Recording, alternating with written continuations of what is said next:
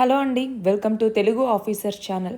ఇవాళ మనము అక్టోబర్ 2వ తేదీకి సంబంధించిన ఇంపార్టెంట్ కరెంట్ అఫైర్స్ గురించి చూద్దాం. ఇవాళ మన ఫస్ట్ ఆర్టికల్ వచ్చేసి గాంధీ జయంతికి సంబంధించి.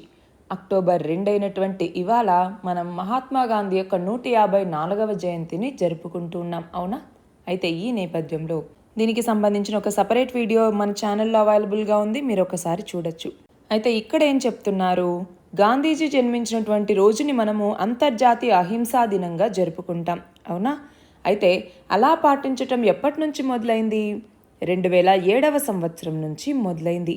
అంటే ఇవాల్టి రోజున గాంధీ యొక్క అహింసా సందేశాన్ని అందరికీ చేరవేయటంతో పాటు శాంతిని సహనాన్ని పెంపొందించుకోవాలి అన్నటువంటి భావనను వ్యాపింపచేయటానికి ప్రపంచ అహింసా దినంగా మనం దీన్ని నిర్వహిస్తాము. అయితే ఇండియన్ ఫ్రీడమ్ స్ట్రగుల్లో మహాత్మా గాంధీ యొక్క కాంట్రిబ్యూషన్ని గనక మనం చూస్తే 1917వ సంవత్సరంలో చంపారన్ సత్యాగ్రహతో మొదలైంది. దాని తర్వాత అహ్మదాబాద్ మిల్ స్ట్రైక్, కేదా సత్యాగ్రహ, దాని తర్వాత రౌలత్ యాక్ట్ అన్నటువంటిది, తర్వాత Khilafat movement, non cooperation movement, 1922వ సంవత్సరంలో నాన్ కోఆపరేషన్ మూమెంట్ని చౌరీ చౌరా ఇన్సిడెంట్ వల్ల ఆపేయాల్సి వచ్చింది. దాని తర్వాత స్వరాజ్ పార్టీ ఏర్పడింది, సైమన్ కమిషన్ వచ్చింది. దాని తర్వాత 1919లో రౌలత్ యాక్ట్ని తీసుకురావటం జరిగింది. తర్వాత 1930లో దండీ మార్చ్ అంటే సాల్ట్ సత్యాగ్రహ. దాని తర్వాత 1931లో గాంధీ ఇర్విన్ ప్యాక్ట్ రౌండ్ టేబుల్కి సంబంధించి. దాని తర్వాత 1932వ సంవత్సరంలో పూనా ప్యాక్ట్ అన్నటువంటిది. తర్వాత 1940లో ఆగస్ట్ ఆఫర్, ఇండివిడ్యువల్ సత్యాగ్రహ, 1942 క్రిప్స్ మిషన్, అదే సంవత్సరంలో క్విట్ ఇండియా మూమెంట్. దాని తర్వాత చివరిగా 1947లో మౌంట్ బాటన్ ప్లాన్. వీటన్నింటినీ కలిపి గాంధీయన్ ఎరాగా మనం పిలుస్తూ ఉంటాము. అలాగే మన రాజ్యాంగంలో ఉన్నటువంటి DPSP, directive principles of state policy లేదా ఆదేశిక సూత్రాలు అంటాము. అందులో కొన్ని ఆర్టికల్స్కి గాంధీయన్ ప్రిన్సిపల్స్ అన్నట్టుగా పేరు పెట్టడం జరిగింది. ఏంటి గాంధీయన్ ప్రిన్సిపల్స్ అనేసి? ఎందుకని అంటే గాంధీ గారు ఎప్పుడు వాటి గురించి మాట్లాడుతూ ఉండేవాళ్ళు, ఇలా జరగాలి ఇలా జరగాలని. అలాంటివి మన రాజ్యాంగంలో ఏవైతే ఇంక్లూడ్ చేశామో వాటిని గాంధీయన్ ప్రిన్సిపల్స్ అనేసి పిలుస్తుంటాం. అందులో భాగంగా 1వది ఆర్టికల్ 40 అన్నటువంటిది. ఆర్టికల్ 40 దేనికి సంబంధించింది? విలేజ్ పంచాయత్స్కి సంబంధించినటువంటిది. 2వది ఆర్టికల్ 43 అన్నటువంటిది. ఆర్టికల్ 43 దేనికి సంబంధించింది? కాటేజ్ ఇండస్ట్రీస్ యొక్క ప్రమోషన్ గురించి చెప్తుంది ఆర్టికల్ 43 అన్నటువంటిది. అలాగే ఆర్టికల్ 43బిని ఇంక్లూడ్ చేయటం జరిగింది. తర్వాత దేనికి సంబంధించింది? ఇది కోఆపరేటివ్ సొసైటీస్కి సంబంధించినటువంటి ఆర్టికల్ ఇది. అలాగే తర్వాత ఆర్టికల్ 46 అన్నటువంటిది. ఇది ఏం చెప్తుంది? ఎడ్యుకేషన్ మరియు ఎకనామిక్ ఇంట్రెస్ట్ అన్నటువంటిది ఎస్సీస్కి, ఎస్టీస్కి, ఓబీసీస్కి, వీళ్ళందరికీ ఈ ఎడ్యుకేషన్ని, ఎకనామిక్ ఇంట్రెస్ట్ని ప్రమోట్ చేయాలన్నట్టుగా చెప్తుంది. తర్వాత ఆర్టికల్ 47 అన్నటువంటిది. ఇది ఏంటి? మనకి ఏవైతే హెల్త్కి ఇంజూరియసో అలాంటి ఇంటాక్సికేటింగ్ డ్రింక్స్ కానివ్వండి, డ్రగ్స్ కానివ్వండి, వీటిని ప్రొహిబిట్ చేయటాన్ని గురించి చెప్తున్నటువంటి ఆర్టికల్ 47 అన్నటువంటిది. అయితే చివరిగా ఆర్టికల్ 48 అన్నటువంటిది. ఇది ఏం చెప్తుంది అంటే కౌ స్లాటర్ గురించి ఇది చెప్తుంది. కావ్స్ కానివ్వండి, అలాగే వేరే మిల్క్స్కి సంబంధించినటువంటి వేటినైనా వాటి స్లాటర్ అన్నటువంటిది నిషేధం అన్నట్టుగా చెప్తుంది ఈ ఆర్టికల్ 48 అన్నటువంటిది. వీటిని మనము డిపిఎస్పీస్లో గాంధీయన్ ప్రిన్సిపల్స్ అనేసి చెప్తూ ఉంటాము. మన నెక్స్ట్ ఆర్టికల్ చూడండి, స్వచ్ఛ భారత్ దినోత్సవానికి సంబంధించి. ఇందులో భాగంగా స్వచ్ఛ భారత్ అభియాన్ని కేంద్ర ప్రభుత్వం ఎప్పుడు లాంచ్ చేసింది చెప్పండి? 2014వ సంవత్సరం అక్టోబర్ 2వ తేదీన. అయితే ఇక్కడ మనం చూస్తే దీని కింద 2 ఫేజెస్గా దీన్ని ఇంప్లిమెంట్ చేయటం జరుగుతుంది. ఫస్ట్ ఫేజ్ ఏమో 2019 అక్టోబర్ వరకు, సెకండ్ ఫేజ్ వచ్చేసరికి 2024 నుంచి 25 వరకు సెకండ్ ఫేజ్ అన్నటువంటిది నడుస్తుంది. దీని ప్రకారం ఏంటి? ఓపెన్ డెఫికేషన్ ఫ్రీ విలేజెస్ని ఇందులో ఏర్పాటు చేయాలి.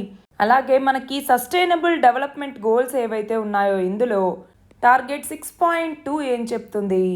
శానిటేషన్కి సంబంధించి తెలుపుతుంది, అవునా?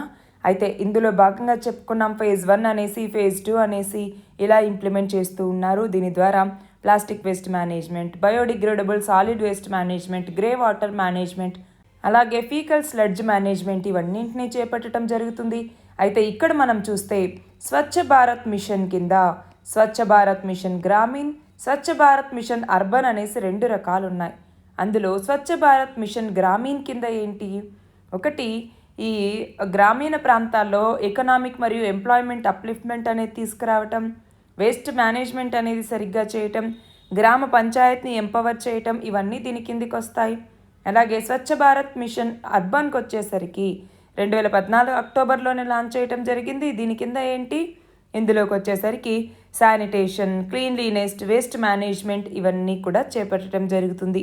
అయితే ఇక్కడ మనం చూస్తే ఈ స్వచ్ఛ భారత్ మిషన్ యొక్క అచీవ్మెంట్స్ ఏంటి అంటే, ఒకటి ఓడిఎఫ్ ఓపెన్ డెఫికేషన్ ఫ్రీని సాధించటం జరిగింది. అంతేకాకుండా ఇప్పుడు ఈ ఓడిఎఫ్ ప్లస్ అని, ఓడిఎఫ్ ప్లస్ ప్లస్ అని వీటి వైపుగా మనం ముందుకెళ్తున్నాం. అలాగే వాటర్ ప్లస్ సర్టిఫికేషన్ని ఇప్పుడు ఇస్తూ ఉన్నారు. వేస్ట్ ప్రాసెసింగ్కి సంబంధించి రిమార్కబుల్ ప్రోగ్రెస్ అన్నటువంటిది మనకి కనపడుతోంది. అలాగే గార్బేజ్ ఫ్రీ సిటీస్ అనేటటువంటివి రావటం జరిగింది. ఇదంతా కూడా ఈ స్వచ్ఛ భారత్ అభియాన్ కింద. అయితే ఇందులో ఫండింగ్ ప్యాటర్న్ అనేది ఎలా ఉంటుంది అనేసి కనుక మనం చూస్తే, రెగ్యులర్ స్టేట్స్లోనేమో 75:25 ఉంటే, నార్త్ ఈస్టర్న్ స్టేట్లోకి వచ్చేసరికి 90:10గా ఉంటుంది. అయితే ఈ స్వచ్ఛ భారత్ మిషన్ని లాంచ్ చేసిన తర్వాత ఇప్పటిదాకా కొన్ని స్పెషల్ ఇనిషియేటివ్స్ని చేపట్టారు. అందులో భాగంగా స్వచ్ఛ స్వస్థ సర్వత్రా అని, స్వచ్ఛ ఐకానిక్ ప్లేసెస్ అనేసి, స్వచ్ఛ భారత్ సమ్మర్ ఇంటర్న్షిప్ అని, అలాగే స్వచ్ఛ భారత్ పక్వాడా అని, స్వచ్ఛ సర్వేక్షణ్ అని, వేస్ట్ టు వెల్త్ అని, స్వచ్ఛ విద్యాలయ అభియాన్ అనేసి, గండగి ముక్త భారత్ అని, ఓడిఎఫ్ మరియు ఓడిఎఫ్ ప్లస్ ప్లస్ అనేసి, అలాగే ఇప్పుడు స్వచ్ఛతా హీ సేవ అనేసి, ఇలా వివిధ రకాల ప్రత్యేక కార్యక్రమాలు దీని కింద నిర్వహిస్తున్నారు. ఇక్కడ చూడండి, స్వచ్ఛ భారత్ మిషన్లో భాగంగా స్వచ్ఛతాకి సేవ అన్నటువంటి శ్రమదానాన్ని తీసుకురావటం జరిగింది.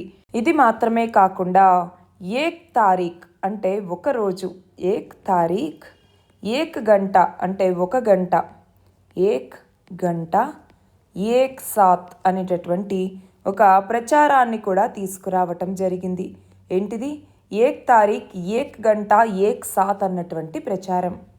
మన నెక్స్ట్ ఆర్టికల్ చూడండి, చారిత్రక కట్టడాలకి సంబంధించి.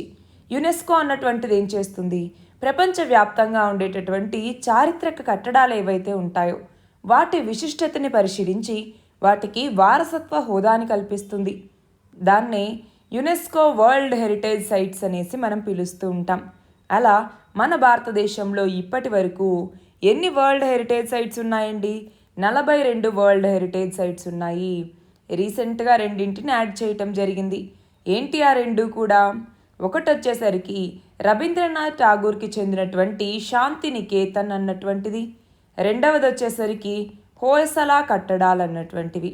వీటిని చేర్చడంతో మొత్తం యునెస్కో వరల్డ్ హెరిటేజ్ సైట్స్ 42గా అయ్యాయి. దానికి ముందు 40వ వరల్డ్ హెరిటేజ్ సైట్ ఏంటి అంటే ధోలవీరా. ఇది సింధు నాగరికతకు సంబంధించినటువంటి పట్టణం. దానికి ముందు 39వ వరల్డ్ హెరిటేజ్ సైట్ ఏంటి అంటే తెలంగాణలో ఉన్నటువంటి రామప్ప టెంపుల్ అన్నటువంటిది 39వ వరల్డ్ హెరిటేజ్ సైట్. అయితే ఇప్పుడు మన దేశంలో 42 వరల్డ్ హెరిటేజ్ సైట్స్ ఉన్నాయి. అందులో 34 cultural heritage sites, 7 natural heritage sites, ఒకటేమో మిక్స్డ్ వరల్డ్ హెరిటేజ్ సైట్ అనేది ఇందులో ఉంది.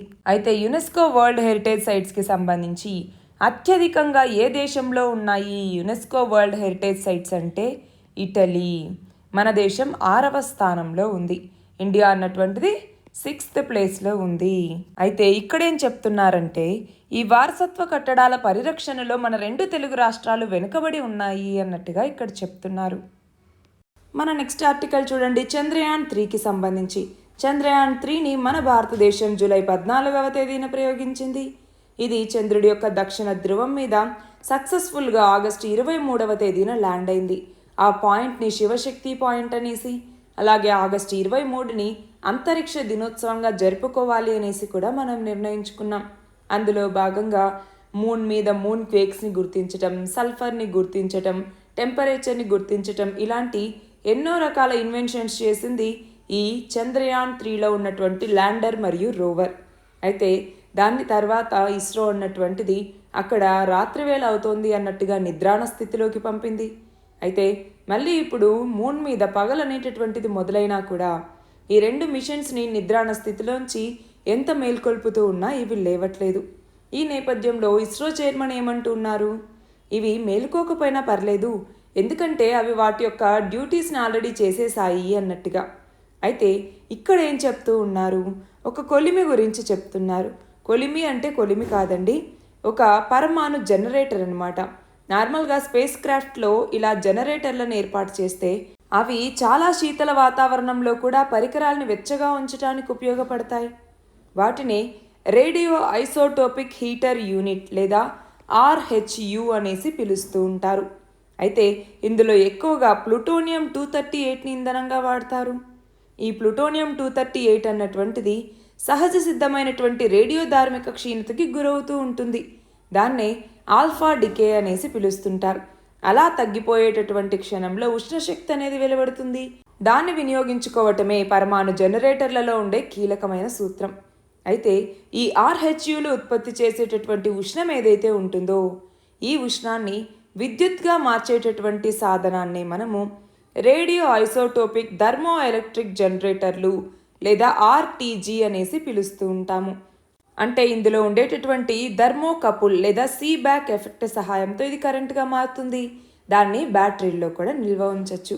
అయితే ఈ హీటర్స్ అందించేటటువంటి వేడితో వ్యోమనౌకలో సున్నితమైనటువంటి భాగాల్ని వెచ్చని వాతావరణంలో ఉంచడానికి ఉపయోగపడుతుంది. అంతేకాకుండా ఈ రేడియో ధార్మిక క్షీణత ప్రక్రియ అనేది కొన్ని సంవత్సరాల పాటు సాగుతుంది కాబట్టి ఈ RTG అన్నేళ్ల పాటు కూడా పనిచేస్తాయి. అంతేకాకుండా ఇక్కడ మనం గమనించాల్సింది ఏంటి, 1 kg ప్లూటోనియంతో 80 లక్షల కిలోవాట్ అవర్ల మేర కరెంట్ని ఉత్పత్తి చేయొచ్చు.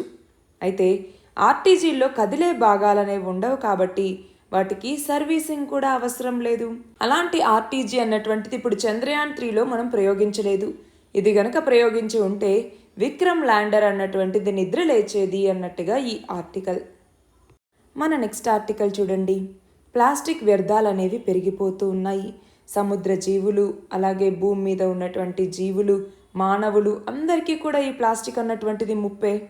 ఎందుకంటే ఇక్కడ మనం చూస్తే గ్లోబల్ ప్లాస్టిక్ కాలుష్యం 1950లో 2 మిలియన్ టన్నులుంటే ఇప్పుడు 391 మిలియన్ టన్నులకు పెరిగిపోతుంది. దానికి కారణం ఏంటి, మనం ప్రతి దానికి కూడా ప్లాస్టిక్ని విచ్చలవిడిగా వాడేస్తూ ఉన్నాం. మనం చూస్తే సముద్ర తీరాల్లో తాబేళ్లు చనిపోవటం, అతి సూక్ష్మ ప్లాస్టిక్ కణాలు చేపల యొక్క శరీరాల్లో ఉండటం, అవి వాటి ద్వారా మనుషుల్లోకి సోకటం, అలాగే వివిధ రకాల జంతువులు ఫర్ ఎగ్జాంపుల్ ఏనుగులు, జీబ్రాలు, పులులు, ఒంటెలు, పశువులతో సహా ఎన్నో రకాల క్షీరదాలు ఈ ప్లాస్టిక్ వ్యర్థాలని తిని చనిపోతూ ఉన్నాయి. అంతేకాకుండా ఈ ప్లాస్టిక్లో ఉన్నటువంటి మైక్రో ప్లాస్టిక్స్ అన్నటువంటిది భూసారాన్ని కూడా దెబ్బతీస్తూ ఉన్నాయి. భూమికి మేలు చేసేటటువంటి లార్వాలు, పురుగులు, చాలా కీటకాలు, వీటన్నింటి యొక్క క్షీణతకి కూడా ఈ మైక్రో ప్లాస్టిక్స్ అన్నటువంటివి కారణమవుతూ ఉన్నాయి. అంతేకాకుండా సింగిల్ యూజ్ ప్లాస్టిక్ అన్నటువంటిది ముఖ్య కారణం. అలాంటి సింగిల్ యూజ్ ప్లాస్టిక్ని నిషేధించటం, అలాగే ప్లాస్టిక్ని రీసైక్లింగ్ చేయటం మీద ఎన్నో రకాల స్వచ్ఛంద సంస్థలు, ఐక్యరాజ్య సమితి సహా ఎన్నో సంస్థలు ప్రచారం చేస్తున్నాయి. అందులో భాగంగానే ప్రపంచవ్యాప్తంగా 77 దేశాలు ప్లాస్టిక్ మీద శాశ్వత నిషేధం అలాగే పాక్షిక నిషేధాన్ని కూడా విధించడం జరిగింది. అయితే ఇక్కడ చూడండి, ప్లాస్టిక్ పొల్యూషన్లో భాగంగా ఎయిర్ పొల్యూషన్ అన్నటువంటిది ఈ ప్లాస్టిక్ని బర్న్ చేయటం ద్వారా హ్యూమన్ హెల్త్కి ఇది ఎఫెక్ట్ చూపిస్తుంది. ల్యాండ్ పొల్యూషన్ అన్నటువంటిది కలుగుతుంది, ల్యాండ్ ఫిల్స్ ఇవన్నీ చేయటం ద్వారా. వాటర్ పొల్యూషన్ రివర్ ఇకోసిస్టమ్ని దెబ్బతీస్తుంది, మెరైన్ పాపులేషన్ని ఎఫెక్ట్ చేస్తుంది, గ్రౌండ్ వాటర్ని కూడా ఇది ఎఫెక్ట్ చేస్తుంది. మరి దీన్ని బెస్ట్ యూజ్ ఏంటి, ప్లాస్టిక్ని రెఫ్యూజ్, రీథింక్, రీడిజైన్, కన్జర్వ్ చేయటం, అలాగే దాని తర్వాత రెడ్యూస్, రీయూజ్ మరియు ఇన్సెంటివ్స్ వీటిని క్రియేట్ చేయటం, తర్వాత రీయూజ్కి మళ్ళీ వాటిని ప్రిపేర్ చేయటం, సస్టైనబుల్ డిజైన్స్ని తీసుకురావటం, దాని తర్వాత రీసైకిల్, తర్వాత వర్స్ట్ యూజ్ ఏంటి అంటే వాటి యొక్క డిస్పోజల్ని రెగ్యులేట్ చేయటం. నెక్స్ట్ చూడండి, మాల్దీవుల అధ్యక్ష ఎన్నికల్లో చైనా అనుకూలవాది అయినటువంటి మహమ్మద్ మొయిజ్జు ఇతను విజయం సాధించటం జరిగింది. మనం చూస్తే ఈ ఎన్నికల్లో మొత్తం 54.04% ఓట్లు ఈయన సాధించారు. నెక్స్ట్ చూడండి, మన భారతదేశానికి శివాజీ యొక్క పులి గోళ్ళు లేదా టైగర్ క్లాస్ అన్నటువంటివి రాబోతూ ఉన్నాయి. వీటిని 17వ శతాబ్దంలో ఛత్రపతి శివాజీ ఉపయోగించినట్టుగా భావిస్తూ ఉన్నారు. ఇప్పుడు ఇవి లండన్లో ఉన్నటువంటి విక్టోరియా అండ్ ఆల్బర్ట్ మ్యూజియంలో ఉన్నాయి. అయితే ఈ సంవత్సరంతో శివాజీ పట్టాభిషేకం జరిగి 350 ఏళ్లు పూర్తవుతున్నటువంటి సందర్భంగా వీటిని లండన్ నుంచి తీసుకొచ్చి 3 ఏళ్ల పాటు వివిధ రకాల చోట్ల ప్రదర్శించబోతూ ఉన్నారు. మనం చూస్తే 1659లో జరిగినటువంటి యుద్ధంలో బీజాపూర్ సైన్యానికి చెందినటువంటి కమాండర్ అయిన అఫ్జల్ ఖాన్ ఇతన్ని శివాజీ ఈ ఆయుధాన్ని ఉపయోగించే చంపారన్నట్టుగా చెప్తూ ఉంటారు. ఆ తర్వాత ఈ ఆయుధం 1818లో సతారా స్టేట్కి ఈస్ట్ ఇండియా కంపెనీ తరపున రెసిడెంట్ అధికారిగా ఉన్నటువంటి జేమ్స్ గ్రాంట్ డఫ్ ఈయన ఆధీనంలోకి వెళ్ళింది. ఇతని వారసుల ద్వారా ఇది విక్టోరియా అండ్ ఆల్బర్ట్ మ్యూజియానికి చేరింది. ఛత్రపతి శివాజీని మనము ఫాదర్ ఆఫ్ ఇండియన్ నేవీ అని కూడా పిలుస్తూ ఉంటాము. నెక్స్ట్ ఆర్టికల్ చూడండి. జిఎస్టీ వసూళ్లు అన్నటువంటివి ఈ సంవత్సరం సెప్టెంబర్లో 10% వృద్ధి చెంది 1.62 లక్షల కోట్లకు చేరాయి. చూడండి, జిఎస్టీకి సంబంధించి 101st కాన్స్టిట్యూషనల్ అమెండ్మెంట్ యాక్ట్ ద్వారా తీసుకురావటం జరిగింది 2016లో. కానీ దీని యొక్క అమలు వచ్చేసరికి 2017 జూలై 1వ తేదీ నుంచి. అందుకే మనం జూలై 1వ తేదీని జిఎస్టీ డేగా నిర్వహిస్తూ ఉంటాము. అలాగే మన భారత రాజ్యాంగంలో ఉన్నటువంటి ఆర్టికల్ 279A కింద జిఎస్టీ కౌన్సిల్ని ఏర్పాటు చేయటం జరిగింది. ఎవరు ఏర్పాటు చేస్తారు జిఎస్టీ కౌన్సిల్ని అంటే రాష్ట్రపతి. ఇందులోకి వచ్చేసరికి చైర్పర్సన్గా యూనియన్ ఫినాన్స్ మినిస్టర్ ఉంటారు. అలాగే సెంటర్ నుంచి minister of state for finance ఇందులో సభ్యుడిగా ఉంటారు. వైస్ చైర్పర్సన్గా ఏదో ఒక స్టేట్కి సంబంధించిన ఫినాన్స్ మినిస్టర్ ఉంటారు. మెంబర్స్గా మిగిలిన రాష్ట్రాల యొక్క ఫినాన్స్ మినిస్టర్స్ లేదా మినిస్టర్స్ ఇందులో ఉంటారు. అయితే ఇందులో ఓటింగ్ వచ్చేసరికి సెంటర్కేమో 1/3 ఓటింగ్ రైట్స్ ఉంటాయి, స్టేట్స్కేమో 2/3 ఓటింగ్ రైట్స్ ఉంటాయి. కానీ డెసిషన్స్ తీసుకోవాలి అంటే 75% ఓటింగ్ అంటే 3/4 అన్నటువంటిది తప్పనిసరి. అలాగే జిఎస్టీలో కొన్ని రకాలు ఉన్నాయి. ఇందులో సిజిఎస్టీ, ఎస్జిఎస్టీ, ఐజిఎస్టీ అని అంటే సెంట్రల్ జిఎస్టీ, స్టేట్ జిఎస్టీ మరియు ఇంటిగ్రేటెడ్ జిఎస్టీ అనేసి 3 రకాల జిఎస్టీని విధించటం జరుగుతుంది. దీనికి సంబంధించి జిఎస్టీ కౌన్సిల్ అప్పుడప్పుడు సమావేశమయ్యి ఏ వాటి మీద ఎంతెంత ట్యాక్స్ని వేయాలి అన్నట్టుగా నిర్ణయిస్తుంది. మన నెక్స్ట్ ఆర్టికల్ చూడండి. ప్రధాని నరేంద్ర మోదీ తెలంగాణ పర్యటనకి రావటం జరిగింది. ఇందులో భాగంగా 13,500 కోట్ల రూపాయల అభివృద్ధి పనులకి ప్రారంభోత్సవాలు, శంకుస్థాపనలు చేయటం జరిగింది. అందులో చూడండి, జాతికి అంకితం చేసిన ప్రాజెక్టులేమో సూర్యాపేట ఖమ్మం 4 లైన్ల రహదారి, అలాగే జక్లేర్ కృష్ణ కొత్త రైల్వే లైన్, హైదరాబాద్ విశ్వవిద్యాలయంలో వివిధ విభాగాలకు చెందినటువంటి భవనాలు, అలాగే HPCL Hasan Cherlapalli LPG pipeline, అలాగే హైదరాబాద్ రాయచూరి రైలు. ఈ ప్రాజెక్టులన్నింటినీ జాతికి అంకితం చేయటం జరిగింది. ఇంకొన్నింటికి శిలాఫలకాలను ఆవిష్కరించారు. అవేంటి, వరంగల్ టు ఖమ్మం 4 వరుసల జాతీయ రహదారి, ఖమ్మం టు విజయవాడ 4 వరుసల జాతీయ రహదారి, కృష్ణపట్నం నుంచి హైదరాబాద్ వరకు బహుళ ఉత్పత్తుల పైప్ లైన్ పనులకి శిలాఫలకాల్ని ఆవిష్కరించారు. అలాగే తెలంగాణలోని నిజామాబాద్లో జాతీయ పసుపు బోర్డుని, అలాగే ములుగులో సమ్మక్క సారక్క గిరిజన వర్సిటీని ఏర్పాటు చేస్తాము అన్నట్టుగా ఇక్కడ హామీ ఇవ్వటం జరిగింది. చూడండి, ఈ కృష్ణపట్నం నుంచి హైదరాబాద్ వరకు మల్టీ ప్రోడక్ట్ పైప్ లైన్ లేదా బహుళ ఉత్పత్తుల పైప్ లైన్ పనుల్ని చేపట్టబోతున్నారు. మన నెక్స్ట్ ఆర్టికల్ చూడండి. గొర్రెల పెంపకానికి సంబంధించి ఒక కొత్త పథకాన్ని కేంద్ర ప్రభుత్వం తీసుకొచ్చింది. మనం చూస్తే తెలంగాణ ప్రభుత్వం గొర్రెల పంపిణీ పథకాన్ని తీసుకొచ్చింది. కానీ ఇక్కడ గొర్రెల్ని పంపిణీ చేయట్లేదు కేంద్ర ప్రభుత్వం తీసుకొచ్చిన ఈ పథకంలో. ఇందులో ఏంటి, మనమే ₹1,00,00,000 విలువైనటువంటి యూనిట్లో 500 ఆడ మేకలు లేదా గొర్రెలు లేదా 25 పోతుల్ని కొనుగోలు చేసి వీటి పెంపకం కోసం ఎకరం నుంచి 5 ఎకరాల సొంత భూమి లేదా లీజు కలిగినటువంటి భూమి ఉండి అందులో షెడ్డు నిర్మించే తీరు, అలాగే పశుగ్రాసం పెంచే చోటు, సొంత చిరునామా, స్థానిక పశు వైద్యాధికారి యొక్క ధృవీకరణ పత్రం, ఇలాంటి వివరాలతో ఆన్లైన్లో దరఖాస్తు చేసుకోవటం జరుగుతుంది. ఈ పథకం కింద ఎంపికైనటువంటి వ్యక్తులకి, సంఘాలకి కేంద్ర ప్రభుత్వం యూనిట్ విలువలో 50% రాయితీగా విడుదల చేస్తుంది. మిగిలినటువంటి 40% రుణం కోసం బ్యాంకులకి సిఫార్సు చేయటం జరుగుతుంది. లబ్ధిదారుడేమో 10% రుణాన్ని పెట్టుకోవాలి. అంతేకాకుండా తీసుకునే గొర్రెల్ని బట్టి కూడా యూనిట్ విలువని ఇందులో నిర్దేశించటం జరిగింది. అయితే ఇక్కడ కేంద్ర ప్రభుత్వం ఇచ్చేటటువంటి ఈ 50% రాయితీని 2 విడతలుగా అందించటం జరుగుతుంది. ఒకే విడతలో ఇవ్వట్లేదు, 2 విడతలుగా అందిస్తారు. నెక్స్ట్ చూడండి, బీహార్లోని పట్నా యూనివర్సిటీకి సంబంధించినటువంటి చారిత్రక వీలర్ సెనేట్ హౌస్ పేరుని జయప్రకాష్ నారాయణ్ అనుషద్ భవన్గా మార్చడం జరిగింది.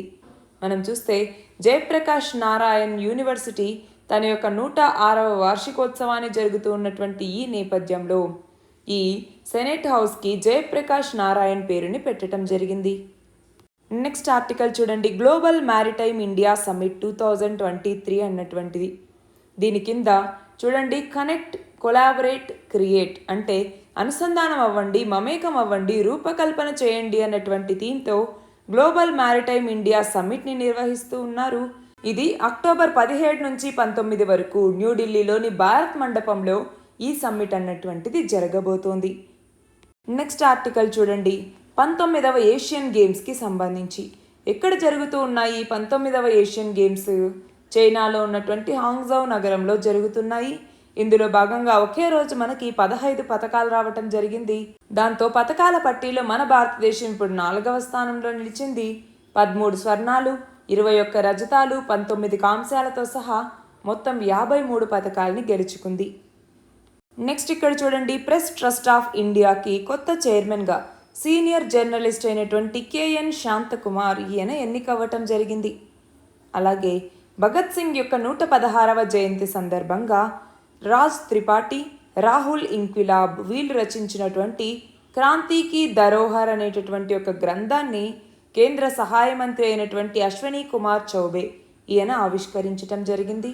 నెక్స్ట్ ఇక్కడ చూడండి, ఇప్పుడు 2023-24 ఆర్థిక సంవత్సరంలో భారత రుణ వృద్ధి అన్నటువంటిది 13 నుంచి 13.5% నమోదవ్వచ్చు అన్నట్టుగా క్రిసల్ రేటింగ్స్ నివేదిక చెప్తోంది. అయితే ఇది 2024-25లో కొంచెం పెరిగి 13.5 నుంచి 14% చేరే అవకాశం ఉంది అన్నట్టుగా ఈ క్రిసల్ రేటింగ్స్ అన్నటువంటిది అంచనా వేసింది. నెక్స్ట్ చూడండి, 1952వ సంవత్సరం నుంచి ఇప్పటి వరకు పాత పార్లమెంట్ భవనంలో ఎన్ని దేశాల అధినేతలు ప్రసంగించినట్టుగా ఇటీవల ప్రధాని నరేంద్ర మోదీ వెల్లడించారు అంటే చూడండి, మొత్తం 41 దేశాలకు సంబంధించినటువంటి అధినేతలు ఇక్కడ ప్రసంగించారు. 4,000కు పైగా చట్టాలు ఈ భవనంలోనే రూపుదిద్దుకున్నాయి. నెక్స్ట్ చూడండి, భారత్లోని రాష్ట్రాల అసెంబ్లీల్లో మహిళలకి అత్యధికంగా ప్రాతినిధ్యం కల్పించిన రాష్ట్రం ఏది అంటే ఛత్తీస్గఢ్. ఛత్తీస్గఢ్ అసెంబ్లీలో మహిళా ఎమ్మెల్యేలు 14.44%గా ఉన్నారు. 2వ స్థానంలో 13.7%తో పశ్చిమ బెంగాల్ ఉంది. 3వ స్థానంలో జార్ఖండ్ 12.35%తో ఉంది. అలాగే 18 రాష్ట్రాల అసెంబ్లీల్లో 10% కంటే తక్కువ మహిళా ఎమ్మెల్యేల ప్రాతినిధ్యం అనేది ఉంది. అందులో ఆంధ్రప్రదేశ్, తెలంగాణ 2 కూడా ఉన్నాయి. అలాగే లోక్సభలో ప్రస్తుతం మహిళా ఎంపీల సంఖ్య 82, అంటే మొత్తం 543 మందిలో ఇది 15.10%. నెక్స్ట్ చూడండి, లోక్సభ అసెంబ్లీల్లో మహిళలకి 3వ వంతు రిజర్వేషన్లు కల్పించాలని ప్రతిపాదిస్తూ తొలిసారిగా ఏ సంవత్సరంలో దేవేగౌడ సారథ్యంలోని యునైటెడ్ ఫ్రంట్ సర్కార్ పార్లమెంట్లో 81వ రాజ్యాంగ సవరణ బిల్లును ప్రవేశపెట్టింది అంటే 1996లోనే. కానీ ఇది రాజ్యసభ ఆమోదం పొందింది, కానీ లోక్సభ ఆమోదం పొందలేదు.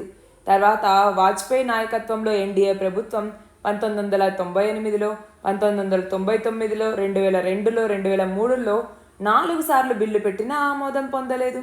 అయితే 2008లో మన్మోహన్ సింగ్ ప్రభుత్వం ఈ బిల్లుని రాజ్యసభలో ప్రవేశపెట్టి ఆమోదింపజేసిన లోక్సభ ముందు దీన్ని ప్రవేశపెట్టలేదు. ఇవి ఇవాల్టి important articles. All the very best and thank you very much.